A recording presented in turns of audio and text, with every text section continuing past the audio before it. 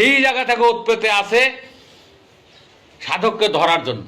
তো যারা টলে যায় ধরে ফেলে, আবার সন্তান বানায়, আরেক জন্মের দণ্ড দেয় কি।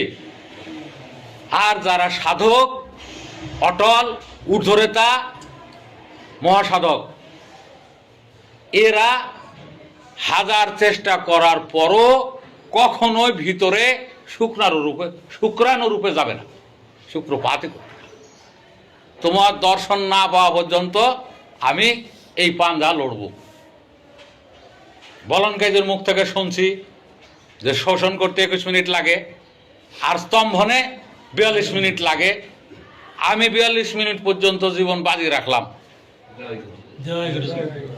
কোরআন মাজিদের অনেক আয়াত আছে, আমি অন্য ভিডিওর ভিতরে আলোচনা করব। সেখানে আছে তোমরা কে আসো আমাকে উত্তম ঋণ দিবে, যদি আমাকে উত্তম ঋণ দাও আমি তোমাদের দ্বিগুণ ফিরিয়ে দেব, তোমাদের কল্যাণ বা মঙ্গল দেব, তোমাদের পুরস্কার দেব।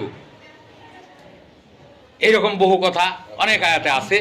এইখানে কেউ যদি 21 মিনিট পর্যন্ত তাপ শোষণ করতে পারে, তাহলে 42 মিনিট পর্যন্ত স্তম্ভনের ক্ষমতা তার বাড়ে। তাহলে দুইজন ভিতরে থেকে বলছে যে তুমি আজকা তোমার বাপের মতো দাদার মতো খালি পতন ঘটাও না, দেখতেছি আমরা দুইটা। আর সাধক বলছে যে না, আবার দাদা যা করছে পাগলামি করছে, আমার বাপে যা করছে সঠিক হয় নাই, আর আমি ওই কাজ করতে আর রাজি না। আমি তোমাদের দর্শন আজকা পেতে চাই। যুদ্ধ চলছে না, কেউ বলছে ঘর থেকে তুই বাইরে আয়, আর কেউ বলছে যে তুই বাড়ি থেকে ঘরে আয়। যুদ্ধ চলছে না? বাস্তব না এটা? এই পবিত্র আয়াতের বাস্তবতা হলো এইটা। আমি সকল মোল্লা মুন্সিকে সর্বকালের চ্যালেঞ্জ দিয়ে গেলাম, এইটা কোনো যুদ্ধের আয়াত নয়, এটা সাধারণ কি ওয়ার বেটালের আয়াত নয়। এটা হলো এই কাম যুদ্ধের কথা।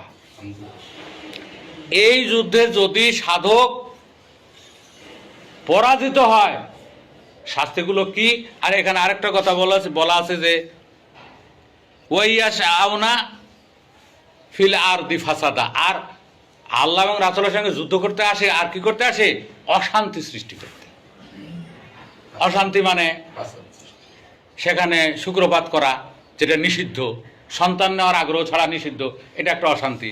যদি সন্তান রূপে জন্ম নেয় আরেক জন্ম খাটবে, এটা একটা অশান্তি। এই অশান্তি সৃষ্টি করতে আসে আর এই যুদ্ধে পরাজিত হয়, তাহলে তাদের শাস্তি কি?